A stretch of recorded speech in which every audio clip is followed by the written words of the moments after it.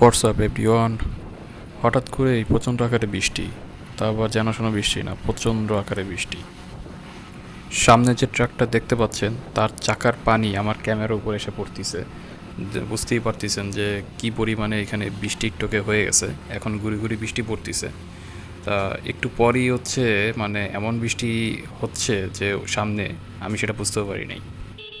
তার কিছুক্ষণের মধ্যেই সাইনবোর্ড বাজারে আমি চলে আসি।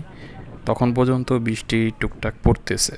যখন আমি সাইনবোর্ড বাজার গোলচক্করটা ক্রস করি, এরপরে হচ্ছে খেলা শুরু। বৃষ্টি কিন্তু অলরেডি শুরু হয়ে গেছে। আমি অলরেডি পুরোপুরি ভিজেই গেছি। বৃষ্টি হঠাৎ করে এমনভাবে পড়ে গেছে যে আমি কোথাও দাঁড়াবো সেটাও পারি নাই। আর ওই দিন রেনকোটটাও নিয়ে বের হই নাই। তার সামনে হচ্ছে প্রচণ্ড আকারে অন্ধকার, তার মধ্যেই হচ্ছে বাইকটা চালাচ্ছি। তারপরও আলো যতটুকু যাচ্ছে, বৃষ্টির মধ্যে হচ্ছে আলো তো অত দূর পর্যন্তও যায় না। হঠাৎ করে দেখি আকাশে বিদ্যুৎ চমকালো। আমি তো প্রচণ্ড আকারে ভয় পেয়ে গেছি। তারপরও খুব সাবধানতার সামনে আমি আগাচ্ছিলাম।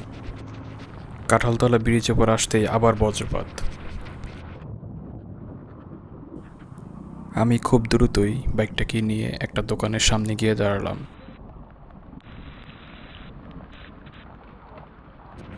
অনেকক্ষণ বসে থাকার পরও বৃষ্টি যখন থামছিল না, তখন আমি আবারও বের হয়ে যাই। কিন্তু বিশ্বাস করেন, রাতের বেলা ভিজতে ভালোই লাগছিল। আবার বজ্রপাতও পড়ছিল, তাই খুব দ্রুতই বাসায় চলে আসি। আপনারা যারা বৃষ্টির মধ্যে রাতে বাইক চালান, তারা খুব সাবধানতার সাথেই বাইক চালাবেন।